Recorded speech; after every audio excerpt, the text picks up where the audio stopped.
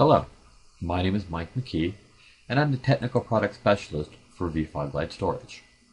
Today, I'd like to show you how to configure the Brocade SMIs agent to work with vFoglight Storage.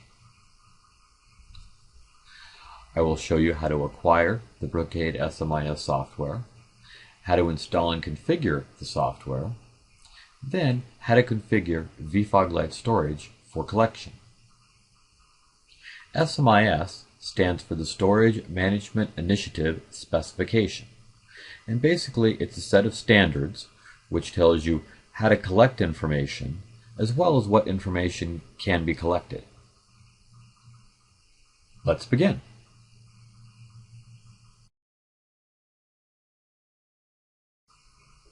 I have logged on to my vFog Storage console. I'll go into Data Collection and pull up the Collection Setup menu. From the Collection Setup menu, I will select the fiber channel switches for device setup, and then I will go into the Switch Help. In the Switch Help, we select the Brocade Switch Collection Configuration Requirements. This link right here will allow you to download the Brocade software. Once we navigate to that link, select the Brocade SMI Agent Application Matrix shown here.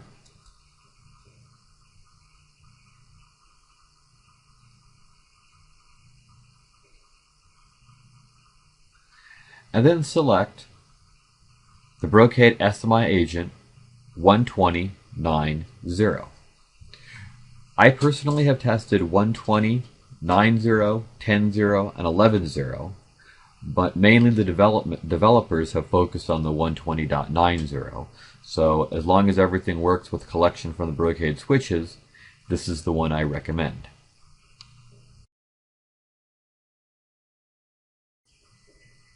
Once you have downloaded the Brocade SMI agent, you need to install it on a server that is not the same server that vFoglight Storage is installed on.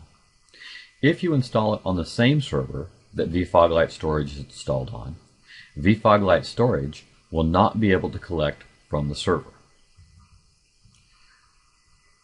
The SMI agent can be installed on various operating systems.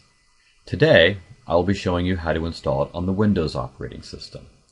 However, if a different operating system meets your needs, feel free to configure it on that, and most of the settings should be the same.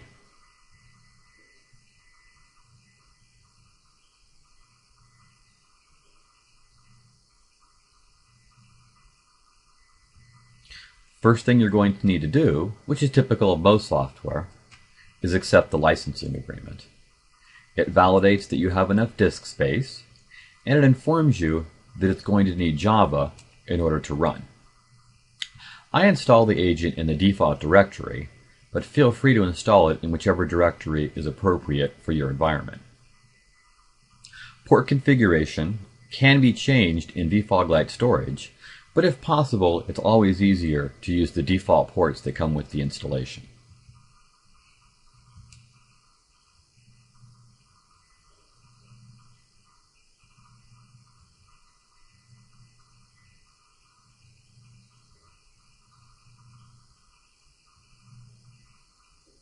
Generally speaking, I will accept all the defaults going through the installation of the software. However, you might check with your IT department to be sure that the defaults will meet the security needs for your environment. In this situation, I'm trying to configure the agent to work with vFoglight Storage in the simplest form. Adding layers of complexity certainly can be made to work and will vary from environment to environment.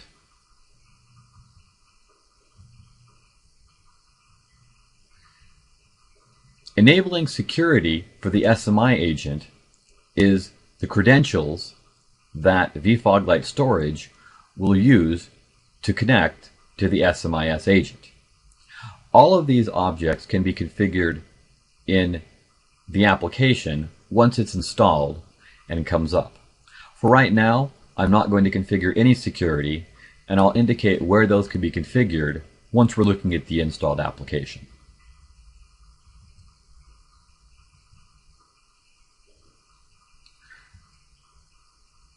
For the proxy connections, this is where you'll configure the switches that we're going to use in your environment. In this situation, I'm going to configure one switch here, and then a second switch in the application once it's already been installed.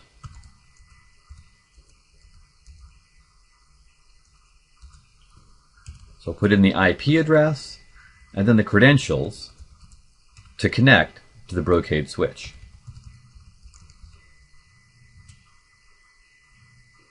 And then we'll continue on. This just verifies all the information. This is the one setting that I do change from defaults. I do install the SMI agent as a service. The reason that I do this is so that if the system reboots or we need to install Windows updates and restart it, we won't need to restart the Brocade agent. The last thing we want to have happen is have vFoglight storage stop communicating with the Brocade agent, and then we need to run around trying to figure out why that happened. The first thing I'd like to show you is that when the Brocade SMI agent installs, it installs itself as a service. The service is automatically started, and if the server gets rebooted, will automatically start. This allows the software to connect to the ports and listen for vFoglight storage to issue commands. The SMI agent also configures itself in the program files. This allows you to uninstall the agent, stop and start various parts of it, or configure it once it's been installed. We're going to go ahead and reconfigure the agent to add another switch. When you add switches, you only need to add a single switch in each fabric. vFoglight storage will query that switch and automatically pull all the other switches that are installed in that fabric. Let's go ahead and add a second switch.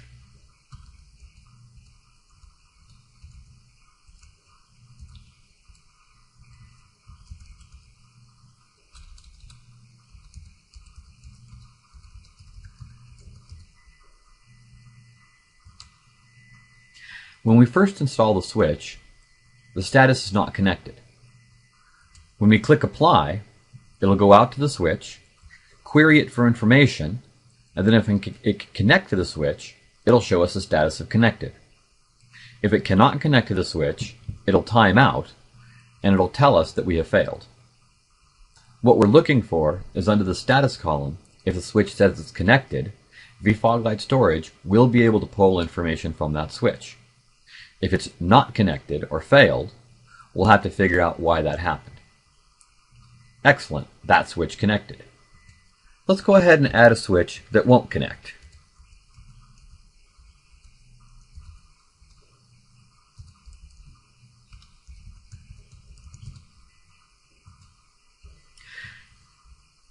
If the switch doesn't connect, the best thing to do is talk to the person that maintains the Brocade switches to verify that you have valid credentials. If you have valid credentials and it's still not connecting, you should contact Brocade because they would be the best resource to get the Brocade configuration tool to talk to the Brocade switch.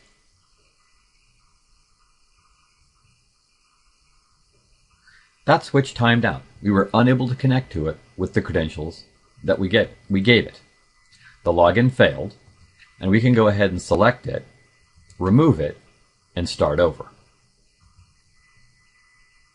That concludes configuring the switches in the Brocade tool. The one other part of the tool I'd like to point out is under Agent Security, User Authentication. If we enable user authentication, this will dictate which credentials vFoglight storage will need to use in order to connect with the switch. If we disable user authentication, you will still need to provide credentials to vFoglight storage, but it won't use them when trying to connect to the Brocade switch. In this example, we're going to disable the user authentication. Now, let's move on to the vFoglight storage aspect. So here we are, back in vFoglight storage on the data collection setup menu. We're going to go ahead and configure the Brocade SMIs agent that we just set up in the last steps. For the switch type, you'll select the Brocade. For the name, you'll either put in a DNS resolvable name, in which case you will not need an IP address, or you can put in a friendly name that doesn't resolve to DNS, and then an IP address. If the name is DNS resolvable and you have an IP address, it will default to the IP address. In my situation, I have configured the Navisec CLI client on the same server as the Brocade SMIs agent. With default settings, there's no conflict.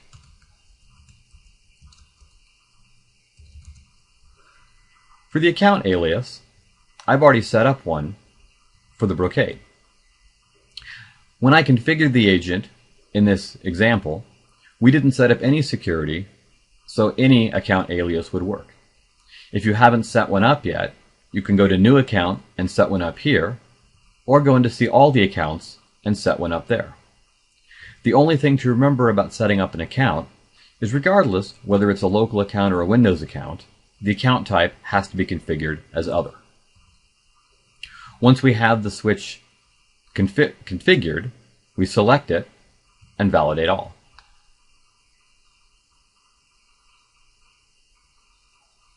Great! Our device is validated. The next thing I'll do is select the server and create a schedule. If you already have a schedule, you can just choose the one you have configured and select that.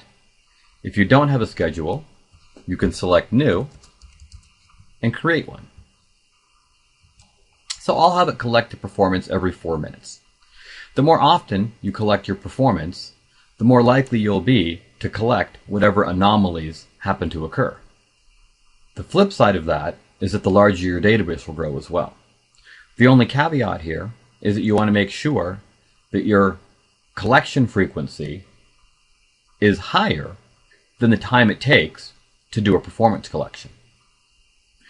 For your preferred topology collection time, it will default to collecting every 24 hours from when you first collected. Generally, you'll be setting this up in the middle of the day, and you probably don't want to be doing your topology collection at that time. So we'll go ahead and configure this to go in the middle of the night, 1 a.m. If you have any specific blackout schedules you'd like to configure, you can configure that down here. We'll go ahead and save that, and then assign it. It will be assigned to the highlighted row.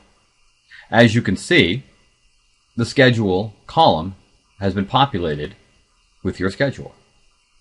You'll again select the row and then activate it. And you'll notice that a check mark appears in the activation column. You'll go ahead and select your row once more and then do a collect once. And that will start your topology collection. That will go out and see how many ports the switch has and a variety of other configuration information. The bottom half of the screen does not refresh automatically. You will need to click the refresh data to see any changes that have been made.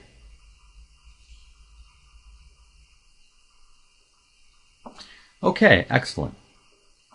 We have our topology data now. As you can see, the topology collection took 4 minutes and 38 seconds. And if you hover over the last runtime, you can see exactly what time it ran down to the second. The green dot indicates that you had a successful topology collection. If it was unsuccessful, you'd have a red X in that spot, and by double-clicking it, you could get more detailed information as to what the problem may be. If we go back to vFoglight storage, you can see that it's already collected information about the switches, and it has their topology. All the checks are gray and not a certain color because it's considered stale. Until we've collected 3 different performance collections, the check mark will remain stale. If you come into your system and you see that you have a device that has a gray check, you'll know that it's not collecting its performance data, and by going into the data collection setup, you can determine what the problem is. If you expand the switch fabrics, you will see all the switches in each fabric. All we needed to do was collect from one in each fabric, and we have all of them. Now we go back to the collection setup, refresh the data, and wait for our performance to come back. Our performance took 3 minutes and 1 second, which is still under the 4 minutes that we've assigned to collect performance. We have the green dot telling us it was successful, and you can also hover over the last runtime to find out down to the second exactly when the last time it was run. Once 3 of these have run, we'll be able to go back here and everything will stop being stale. Okay, now we have 3 performance collections, and you can see that all Brocade switches are now reporting and have a colored check. We do have one switch that seems to have an error, and if we read the error, it tells us it has a port in a disabled state. When you first configure the Brocade switches and you first collect your topology and your performance, any switch port that is disabled will automatically flag an alert. This doesn't mean there's a problem, it just means that the application will see any port that is disabled as an issue you might want to be concerned with. You can go ahead and delete this through the alarms menu, and then you won't see it again unless a port changes state. I hope you've enjoyed configuring and getting your Brocade SMIs software up and running. If you have any further questions or have a problem you'd like help with, please visit us at www.quest.com/support. Thank you very much for your time.